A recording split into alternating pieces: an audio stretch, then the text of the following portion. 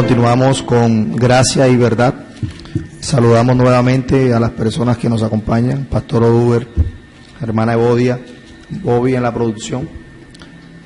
Continuamos pues con el tema que hemos estado tratando los últimos sábados en este programa Gracia y Verdad. Estamos hablando de las solas de la Reforma Protestante.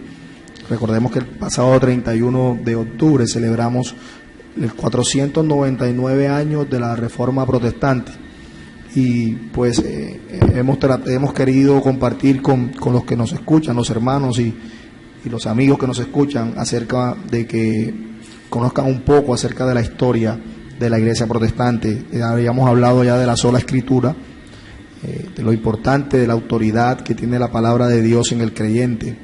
Hablamos también de la sola gracia, que la salvación es un don de Dios, que es solo por gracia, es una obra enteramente de Él, que la salvación no se gana ni se pierde, sino que se obtiene por gracia.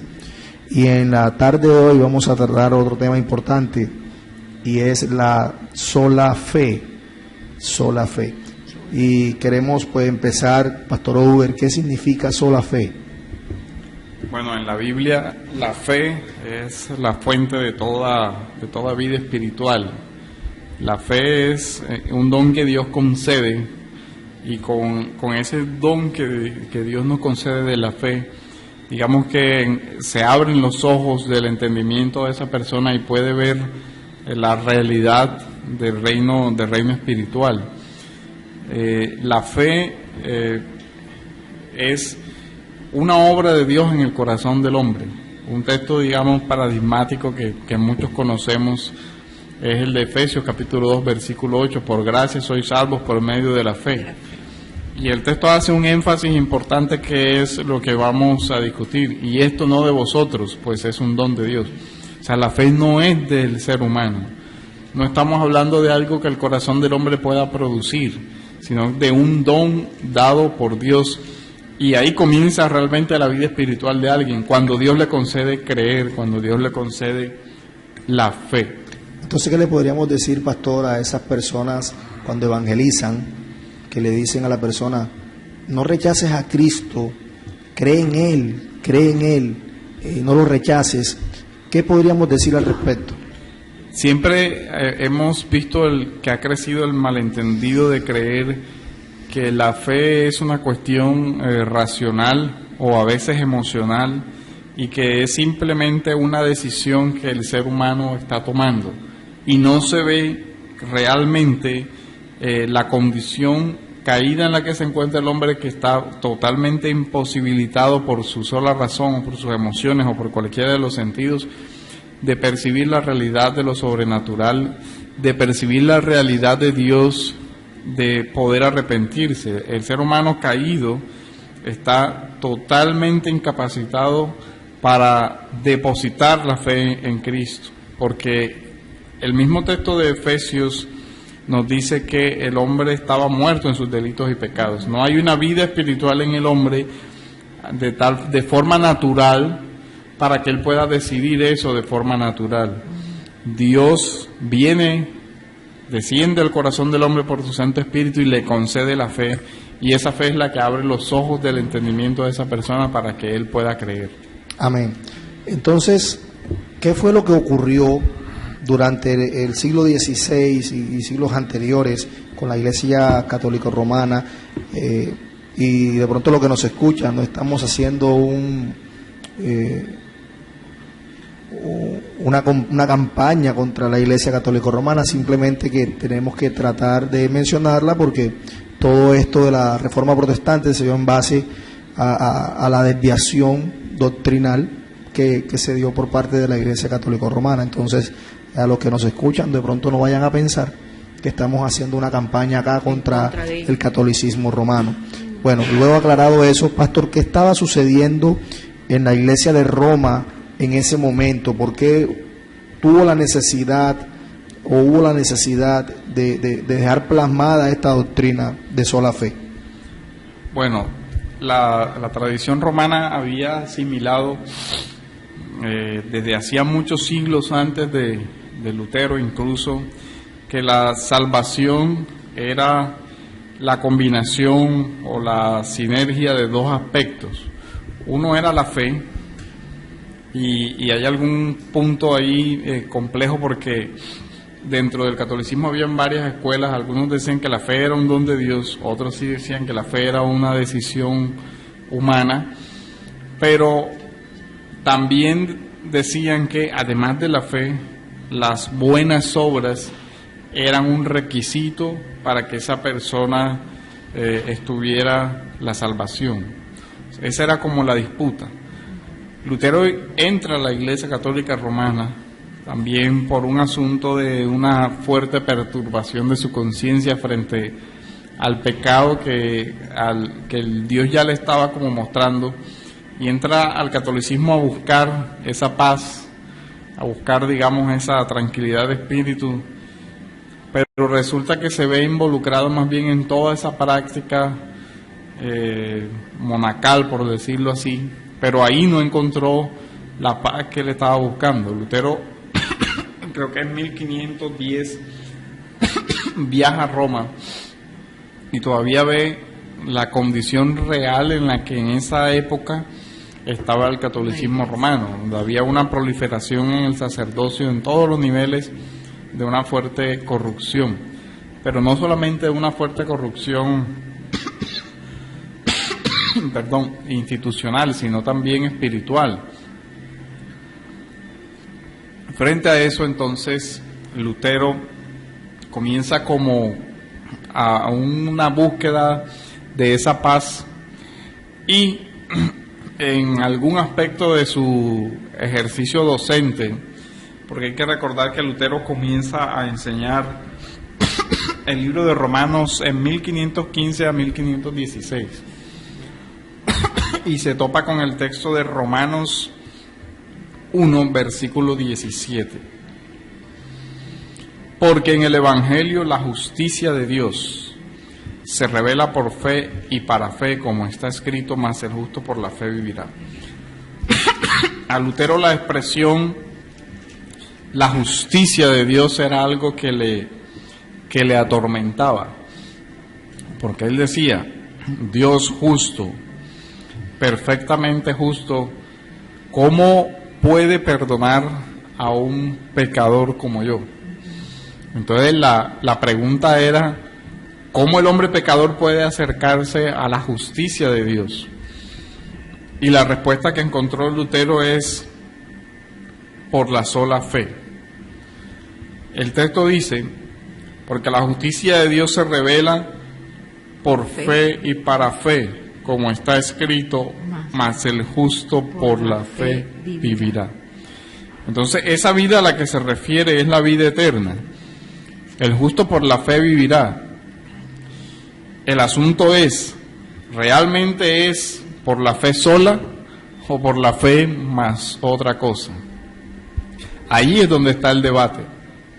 El texto fue, digamos, el despertar de Lutero en su conciencia de decir, el asunto no es que yo pueda buscar una justicia dentro por medio de todas las penitencias o por medio de todo lo que yo pueda hacer para enfrentarme al pecado, sino de lo que Dios ha hecho, y la justicia que Dios reveló no es la justicia del hombre, sino la justicia de la cruz.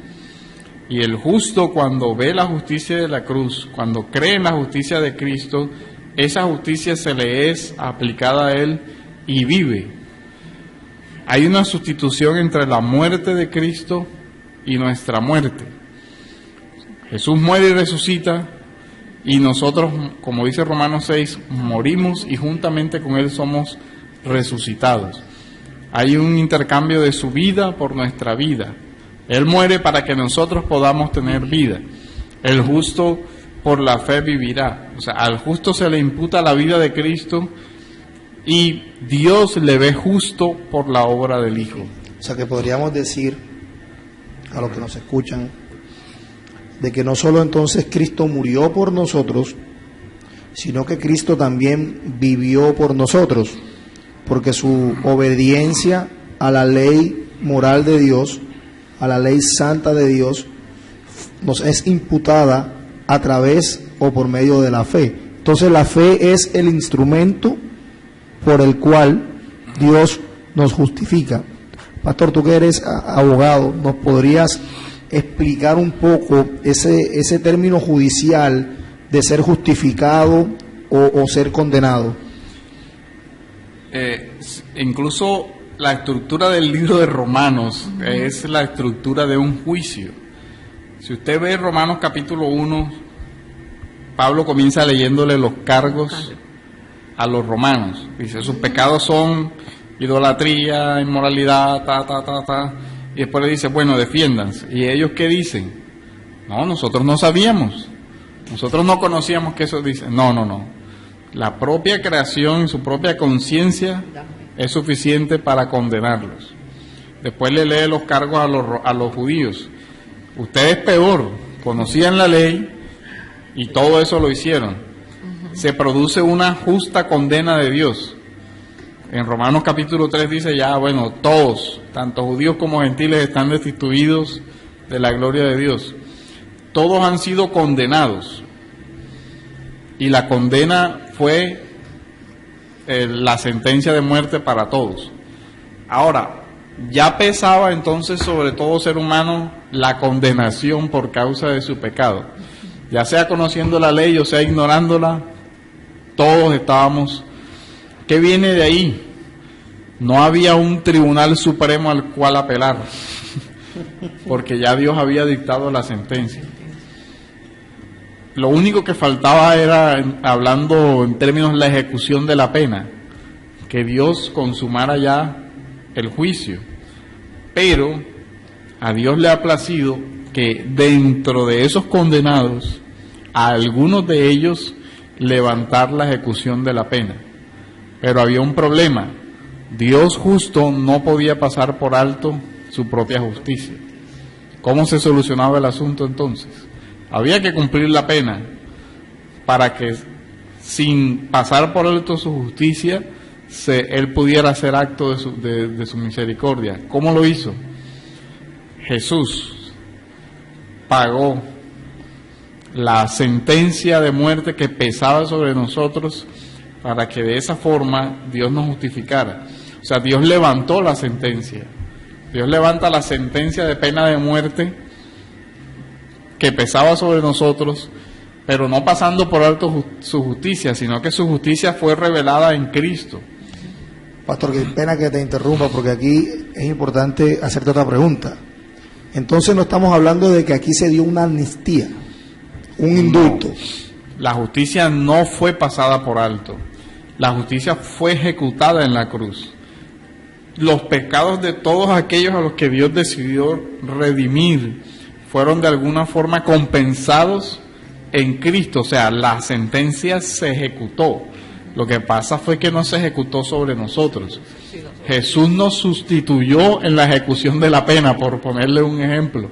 O sea, Él asume la sentencia, Él paga la pena de muerte, la pena capital, y en Él la ira de Dios fue derramada. Por eso el texto, cuando Lutero alcanza a entender que en el Evangelio la justicia se revela, pero que esa justicia se revela sobre todo en la obra de Cristo, en que la ira de Dios ya no cae sobre el pecador arrepentido, sino que cayó sobre la persona de Jesús.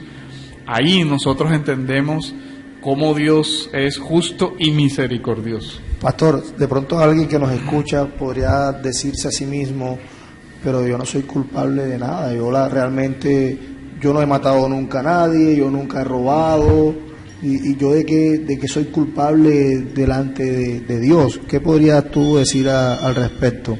Sería el texto de Romanos capítulo 1 y 2 nos pone ante la condición en la que nosotros estábamos, y lo que ilumina realmente la conciencia es pararnos frente a la santidad de Dios. Cuando nosotros comparamos nuestra justicia con la justicia de otro, siempre habrá alguien mejor y siempre habrá alguien peor. Yo no he hecho algo tan malo como lo que hizo Hitler. Dice, pero es que el asunto es que no es Hitler el que te va a juzgar a ti ni a mí, es Dios. Entonces es frente al estándar de Dios al que nosotros nos debemos medir. Y cuando nos medimos frente al estándar de la palabra de Dios, puede que no hayas matado a nadie, pero puede que sí hayas tenido deseos de matarlo, y eso es igual.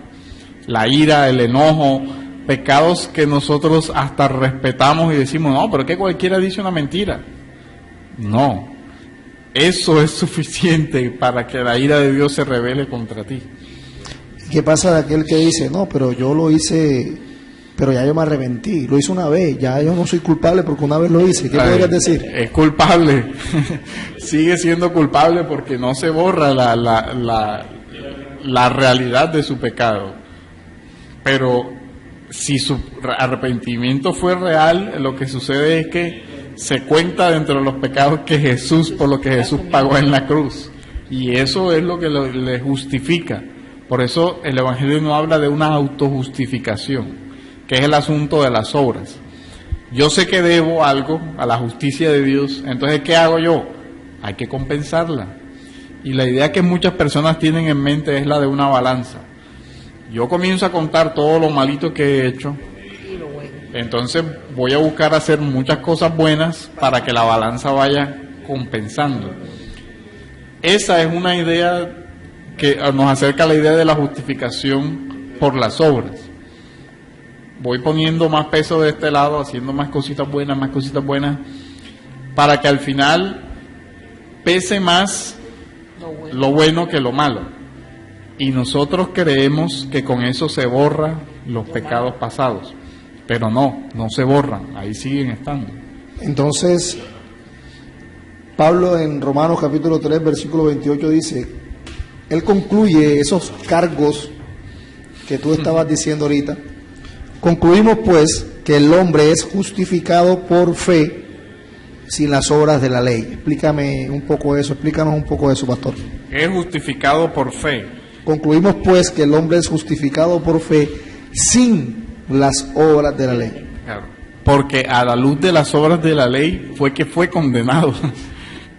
Cuando al hombre se le leyeron los cargos, mira todo lo que tú infringiste. Pero la ley nunca fue dada para que el hombre pudiera obtener la justicia de Dios. Esa es la mayor confusión. Las obras no son para obtener méritos delante de Dios. Las obras son posteriores a la salvación y solo la gracia de Dios es la que nos salva. Entonces, cuando Pablo habla de la fe y la gracia, lo primero que nos aclara es que la fe es un don de la gracia de Dios. No hay mérito propio en la fe. Por gracia soy salvo, y este es por medio de la fe, y esta es un don de Dios. Entonces, la salvación es un don de Dios. El medio por el cual llegamos a la salvación, que es la fe, es un don de Dios. Luego toda la obra es una obra de Dios, y es solo por la fe. Dios no exige del hombre obras, entre otras cosas, porque no podíamos hacer obras para salvarnos. ¿Por qué? Porque el hombre estaba muerto en sus delitos y sus pecados. Pastor, pero de pronto nos está escuchando el buen vecino, que no toma, que no fuma, que es muy buen padre, que es muy buen esposo, es fiel a su esposa, no anda involucrado de pronto en las mismas actividades que cualquier persona de pronto libertina estaría, y que su conducta moral es muy respetable dentro de la sociedad. ¿Qué le podrías tú decir a esa persona? Uno es, el Evangelio no es igual a la moralidad. Se puede ser un buen ciudadano, pero eso no quiere decir que esa persona sea salva. Lo que nos salva es la fe en una persona y no las buenas costumbres. El Evangelio exige para la salvación la fe en Cristo. No toma en cuenta, fuera de esa fe en Cristo, ninguna obra. Entonces esa persona puede estar creyendo que por su buena moralidad ya no necesita de la obra de Cristo, sino que sus buenas acciones reemplazarían a Cristo, y eso incluso lo creyeron muchos en el siglo I. Gálatas enfrentó ese problema. Pastor, pero ¿por qué sus obras no son suficientes para salvación? Porque él estaría diciendo, pero entonces yo realmente hago lo que debo hacer. ¿Por qué el pastor dice que no voy a ser salvo? Uno de los principales problemas sería lo que dice Eclesiastés, donde dice que no hay nadie bueno que haga el bien y nunca peque. Ya, ese sería. Entonces no puede el ser humano no es perfecto moralmente, uno, por su caída, ya viene con la herencia de pecado, y segundo, por sus pecados personales. De ninguno de los dos se puede librar sin la ayuda de Dios. Entonces, incluso Romanos capítulo 3, versículo 9 nos dice en el versículo 10, como está escrito, no hay justo ni aun uno. Yo puedo haber hecho muchas cosas buenas, pero esas cosas buenas no tapan todos los pecados que he cometido.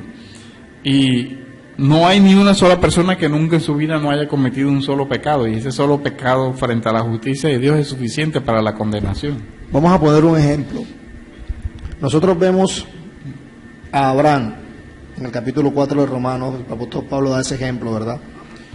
Abraham, el patriarca, padre de Israel, un hombre ejemplar, ¿fue salvo por sus obras? ¿Nos podrías un poco explicar?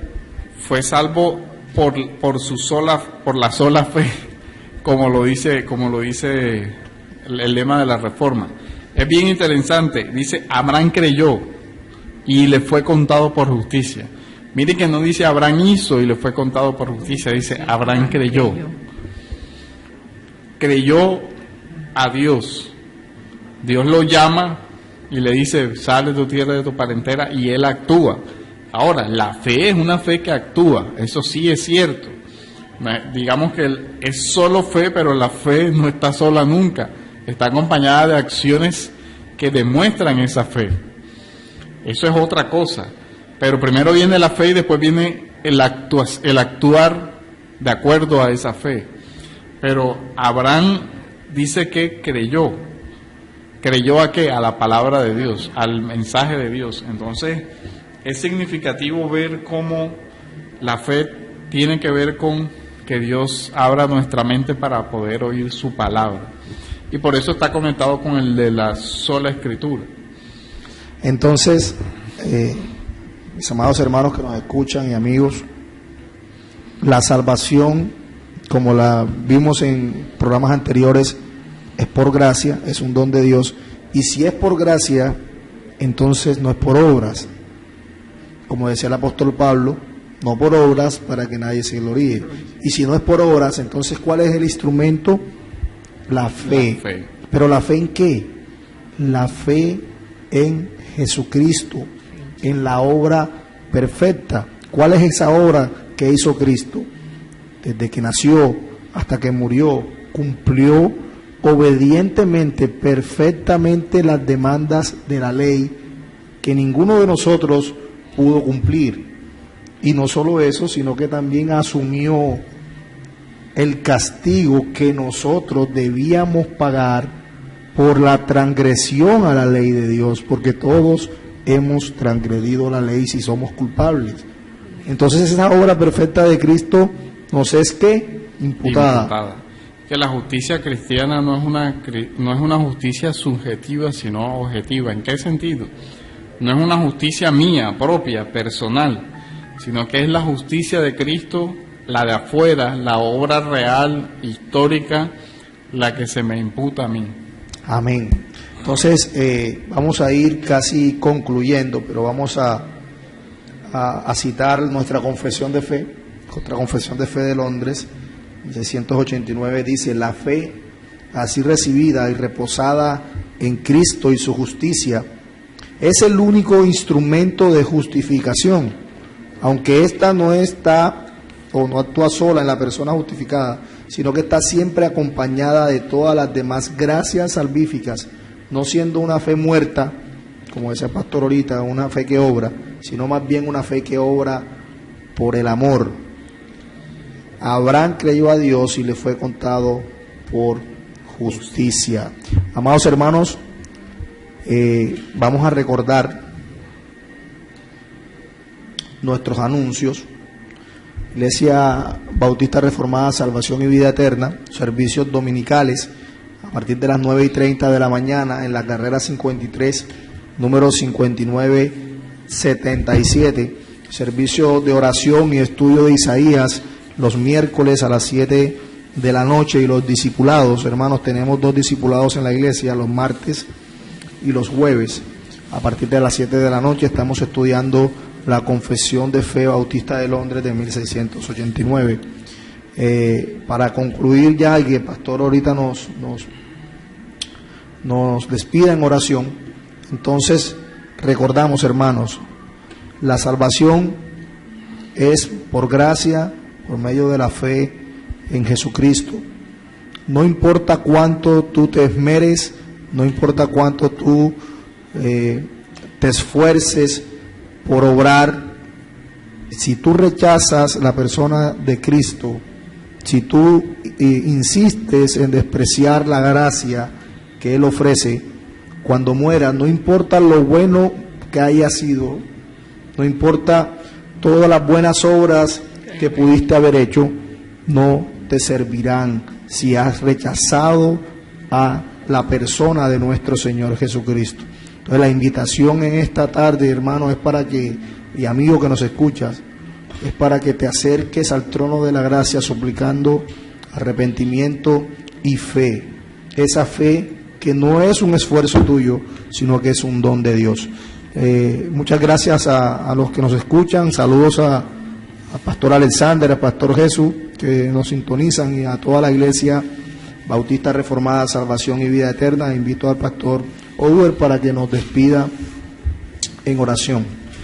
Gracias, Señor, por este momento, por este espacio, por esta reflexión que pudimos hacer acerca de tu palabra. Te pedimos que sea tu Santo Espíritu, Señor, inquietando las mentes y los corazones de todos los que nos escucharon, para que sigan meditando en todos estos asuntos, Señor, y que tú les lleves a la fe a todos aquellos que no creen, y para que aquellos que creen, Señor, sean fortalecidos en su fe, en su esperanza y en su peregrinaje cristiano, Señor.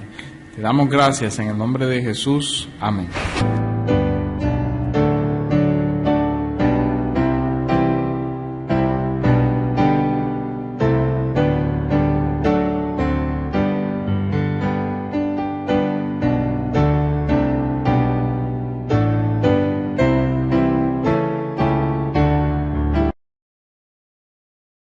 Y los invitamos el próximo sábado a seguir escuchando nuestro programa Alto y Sublime de 1:30 ahora hasta las 3 de la tarde.